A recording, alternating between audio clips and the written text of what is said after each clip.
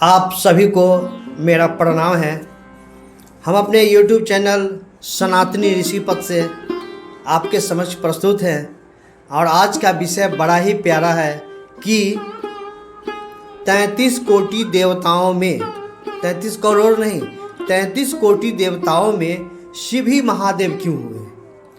बड़ा प्यारा सा जिज्ञासा है। बहुत सारे लोगों का ये जिज्ञासा आ रहा था कि इस विषय पे ज़रा बताइए।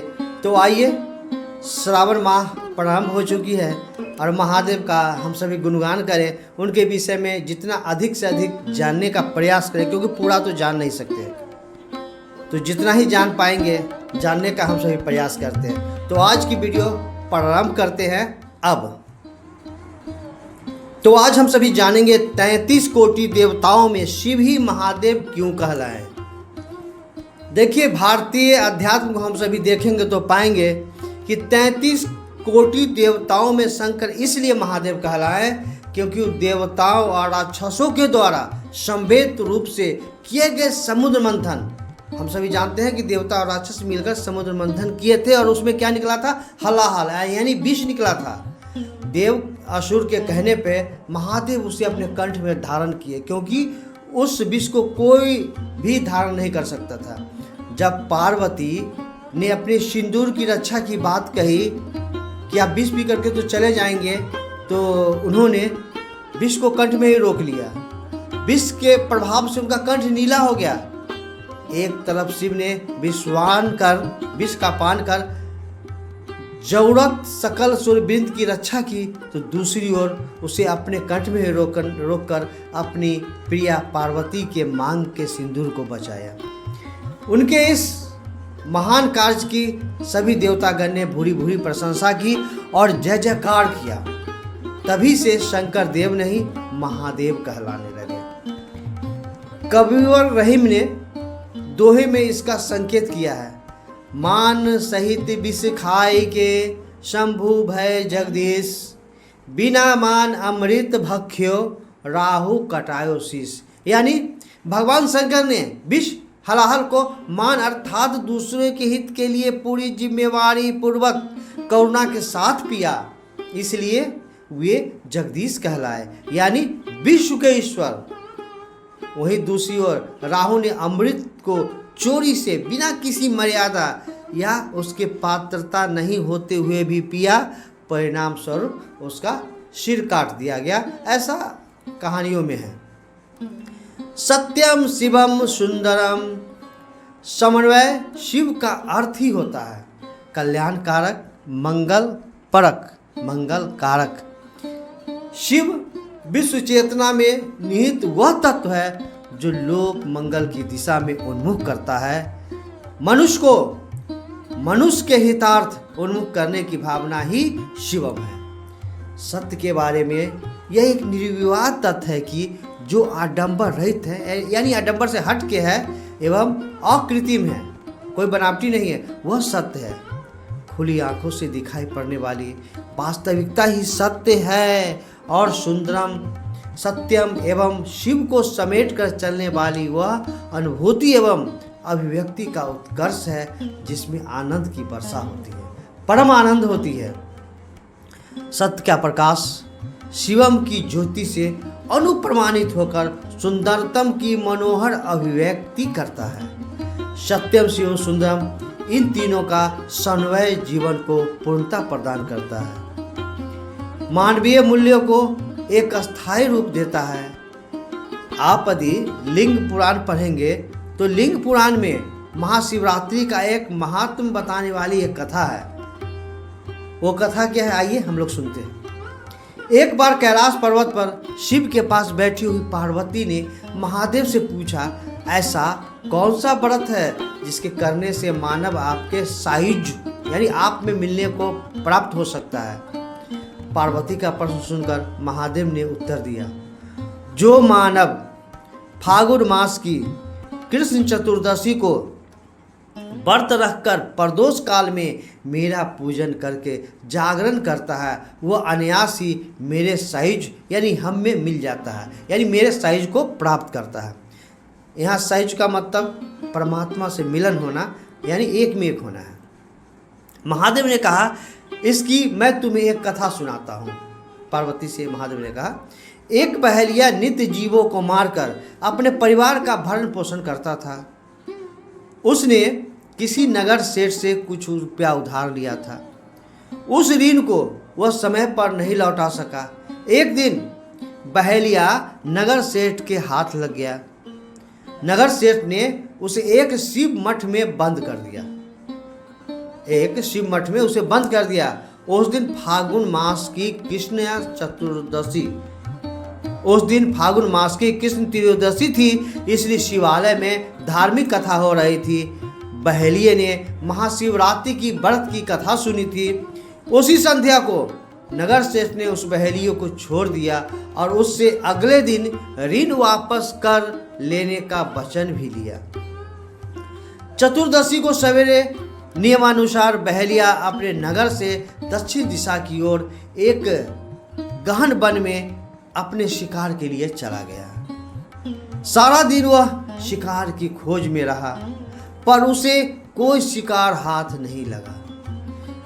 तब उस भूखे प्यासे बहेलिये ने दुखी होकर एक जलाशय के तट पर रात बिताने का निश्चय किया।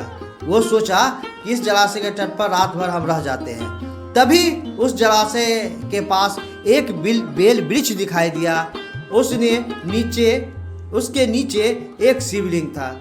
बहेलिया उस बेल वृक्ष पर चढ़कर बैठ गया। अपनी सुविधा के लिए शाखा से बेलपत्र तोड़कर शिवलिंग पर डालता गया। कुछ ही देर में वह शिवलिंग बेलपत्र से ढक गया। बहेलिया दिन भर भूखा रहने के कारण अनायास ही एक तरह से शिवरात्रि का उपवास कर चुका था और उन पर बेलपत्र भी चढ़ा चुका था। बहेलियों को बेल वृक्ष पर बैठे हुए जब एक पहर बीत गया, तभी उसे एक हिरनी सामने से आती हुई दिखाई दी। वह गर्भवती थी। उसने धनुष पर बाण चढ़ाकर अपना लक्ष्य साधा। अपनी ओर बाण को देखकर वह गर्भवती हिरनी भयभीत हो उठी, डर से व्याकुल हो उठी और करुणा भरे स्वर में बोली, आखेटक, मैं गर्भवती हूँ, मेरा प्रसव काल नज़दीक ही है। अगर आप मुझे इस वक्त छोड़ देंगे तो मैं बच्चों को जन्म देकर फौरन यहाँ लौट आऊँगी। अगर मैं ऐसा न कर सकी तो मुझे कृतघ्नता का पाप लगे, मतलब मैं पापी होंगी यदि ऐसा मैं नहीं करूँगी। तो सत्य की बात है। बहेलिये ने उसे छोड़ दिया और शिव शिव करता हुआ किसी अन्य शिकार की प्रतीक्षा करने लगा। समय बीता। अर्धरात्रि बीतने पर उसे एक दूसरी हिरनी सामने से आती दिखाई दी। वो खुश हो गया और उसने फिर अपने धनुष पर बाण चढ़ा लिया। वह हिरनी निवृत्त ऋतु वाली थी। उसके पति से उसका संयोग नहीं हो पाया था, इसलिए उसने भी अनुनय विनय किया शिकारी से। उसने कहा, शिकारी, आज मुझे छोड़ दो, मैं कल तुम्हारे पास उपस्थित हो जाऊंगी। बहेलिये ने उसे भी छोड़ दिया और महादेव पर बेलपत्र चढ़ाता रहा। रात्रि का तीसरा पहर बीतते ही तीसरी हिरनी अपने 4 छोटे छोटे बच्चों को लिए उस जलाशय पर पहुंची। बच्चे छोटे छोटे थे, प्यास लगी थी। बहेलिये ने बाण साधना करना चाहा। वह हिरनी कांप उठी और कंपित स्वर में प्रार्थना करती हुई उस बहेलिये से बोली, हे शिकारी, मेरे ये अबोध बच्चे हैं, अकेले अपने घर नहीं पहुंच सकते, भटक जाएंगे। मुझे इन्हें पानी पिलाकर घर तक पहुंचाने दो, उसके बाद मैं आ जाऊंगी। बहेलिया ने उसे भी छोड़ दिया। प्रातः बेला में एक हिष्ट पुष्ट हिरण उस जलाशय पर पहुंचा। सुबह जब हुई, बहेलिया ने उसे मारना चाहा। यह देख वह विनम्र स्वर में बोला, हे बहेलिया। उसने कहा, हे बहेलिया, यदि आपने मेरे से पूर्व आने वाली तीनों हिरनियों को अपना शिकार बना लिया है तो मुझे तत्काल मार डालिए, ताकि उनका दुख मुझे न हो। बहेलिया उस हिरण की तर्कपूर्ण बातों से बहुत प्रभावित हुआ। उसने तीनों हिरनियों की सब बातें उसे सुना दी। बहरिया उस हिरन को सभी बातें सुना दी। उसे सुनकर वह हिरन बोला, आप बहरिया हैं, मैं हिरन हूँ, इसलिए मेरा और आपका संबंध विधाता ने बनाया है। वो तीनों हिरनियाँ मेरी पत्नी थी और मुझे ही ढूंढ रही थी। यदि आप इस समय मेरा वध कर डालोगे तो वे जिस उद्देश्य से आपसे प्रतिज्ञा करके गई है वह सब विफल हो जाएगा, पूरा नहीं हो पाएगा। जिस धार्मिक भाव से आपने उसकी प्रतिज्ञा पर विश्वास करके उन्हें छोड़ दिया है, उसी भाव से कुछ देर के लिए मुझे भी छोड़ दीजिए। उसने आग्रह किया, विश्वास कीजिए, मैं उन सभी से मिलकर और उन्हें साथ लेकर इसी स्थान पर चला आऊँगा। महाशिवरात्रि के व्रत से उस कठोर बहलिए का हृदय मोम की तरह पिघल गया। महादेव को चाहने वाले का ऐसा ही दिल होता है। उसने शुद्धता का समावेश हो गया था। उसने उस हिरण को भी जाने की आज्ञा दे दी, ठीक है जाओ। सवेरा होने पर वह वृक्ष के नीचे उतरा। उसकी उतरने की क्रिया से कुछ बेलपत्र फिर शिवलिंग पर चढ़ गए। पेड़ हिला तो कुछ बेलपत्र फिर गिरकर शिवलिंग पर चढ़ गए। इससे प्रसन्न होकर महादेव ने उसके कठोर हृदय को ऐसा स्वच्छ और पवित्र कर दिया कि वह अपने पहले किए हुए हिंसात्मक कार्यों पर पछताने लगा।